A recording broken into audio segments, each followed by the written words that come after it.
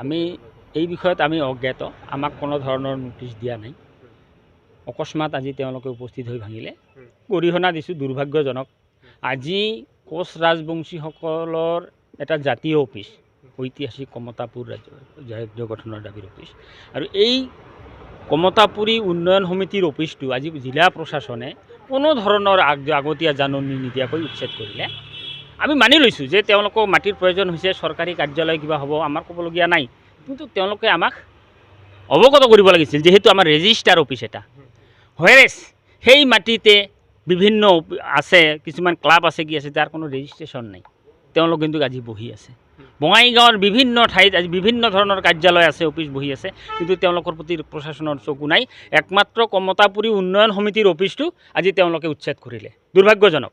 আৰু মই কৈছোঁ কি যে নৱনিৰ্বাচিত কোচ ৰাজবংশী সাংসদ ফণীভূষণ চৌধুৰীৰ সমষ্টিৰ পৰাই আজি কোচ ৰাজবংশী নিধনযজ্ঞ আৰম্ভ কৰিছে, ই দুৰ্ভাগ্যজনক। গতিকে আমি সাংসদকো কৈছোঁ যে যদি আপোনাৰ আজি স্থিতি আমাৰ বিপৰীতে যায়, কোচ ৰাজবংশীৰ বিপৰীতে যায়, ইয়াৰ অনাগত দিনত হয়তো কোচ ৰাজবংশীসকলে ইয়াৰ প্ৰতি উত্তৰ দিব, আৰু দিয়াৰ কাৰণে আমি প্ৰস্তুত আছোঁ।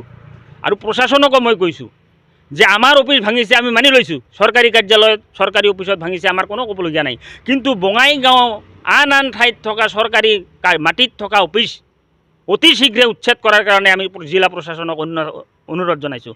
অন্যথা কিয় আমাৰ অফিচ ভাঙিছে তাৰ জবাব তেওঁলোকে আমাক দিব লাগিব। মই মহামান্য উচ্চ ন্যায়ালয়ৰ এজন জ্যেষ্ঠ অধিবক্তাৰ লগত কথা পাতিছোঁ, তেওঁ নোটিছ ছাৰ্ভ কৰিম আমি জিলা প্ৰশাসনক, কিয় আৰু কি কাৰণত আমাৰ অফিচটো ভাঙিলে, তাতে কি বনাব। যদি চৰকাৰী কাৰ্যালয় বনায় আমাৰ ক'বলগীয়া নাই, কিন্তু তাতে যদি বিবাহ ভৱন, তাতে যদি আৰু কিবা বেলেগ অফিচ বনায়, তেনেহ'লে আমিও সুদাই নেৰোঁ আৰু আমিও ভাঙি দিম। নাই, আমাক কোনো ধৰণৰ নোটিছ দিয়া নাই, আমি নাজানোৱেই।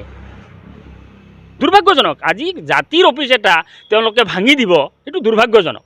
গতিকে আমি জিলা প্ৰশাসনকো সকীয়াই দিব বিচাৰিছোঁ যে বঙাইগাঁৱত আন আন ঠাইত থকা চৰকাৰী মাটিত থকা কাৰ্যালয়, চৰকাৰী মাটিত থকা বিভিন্ন ঘৰ ভাঙাৰ কাৰণে আমি তেওঁলোকক সকীয়াই দিছোঁ, ভাঙক সোনকালে।